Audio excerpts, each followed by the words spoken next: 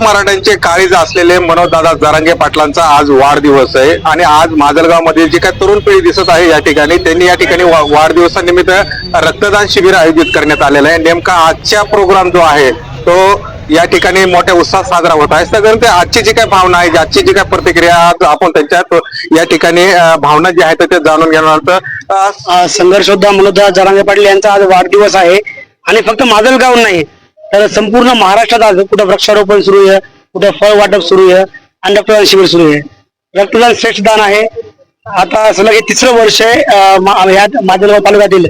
विशेष म्हणजे मला सांगायला आवडेल की फक्त मराठा समाज नाही तर या ठिकाणी 18 पगड जाती मिळून मनोजदादा जरांगे पाटील यांचा वाढदिवस साजरा करतात। तुम्ही काही वेळापूर्वी बघितलं असतं मागच्या 2 तासामध्ये सर्व जाती धर्माचे लोक या ठिकाणी येऊन भेट देऊन या ठिकाणी गेलेले आहेत आणि फक्त मराठी रक्तदान करत नाही। या ठिकाणी आपण जर म्हणलं की मनोजदादा जरांगे पाटील मराठ्यांचं कार्य करतात तर नाही, असं नाहीये। दीनदुबळ्यांचं जो गोरगरिबांचं शेतकऱ्यांचं कार्य या ठिकाणी मनोजदादा जरांगे पाटील करतात आणि आम्हाला आनंद आहे की आमच्या या परिसरातील आज मला सांगायला आवडेल की सर्व पक्षांचे नेते, आमचे आमदार साहेब, आजी माजी भावी सर्व या ठिकाणी येऊन गेलेले आहेत। या ठिकाणी सुद्धा म्हणजे या आंदोलनाला म्हणा किंवा आजच्या रक्तदान शिबिराला सर्वांचाच या ठिकाणी सपोर्ट आहे।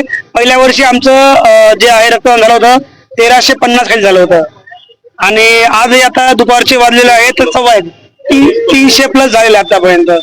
मराठ्यांचं दैवत नाही तर बहुजनांचं दैवत आहे।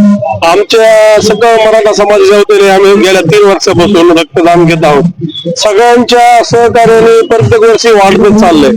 त्याच्यामुळे असं नेतृत्व आहे इथं कुणाला सांगायची गरज पडत नाही की तुम्ही रक्तदान करायला या म्हणून। एक व्हॉट्सअपला मेसेज दिला की म्हणजे शेकडो बांधव येऊन रक्तदान शिबिर करायला लागले। काय काय कार्यक्रम होते आज रक्तदान शिबिर एवढाच कार्यक्रम होता।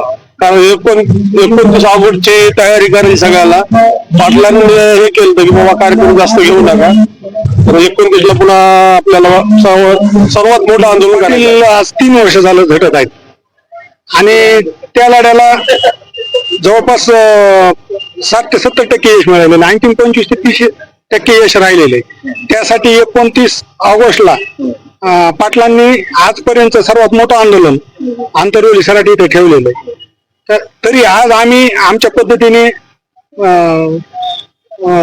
पाटलांचा वाढदिवस साजरा करण्यासाठी रक्तदान शिबिर, फळ वाटप, मोफत आरोग्य निदान शिबिर हे ह्या 2-3 दिवसात आमचं चालू कार्य करायचं। उद्या लोणगाव कॅम्प येते मोफत रोग निदान शिबिर ठेवलेलं आहे।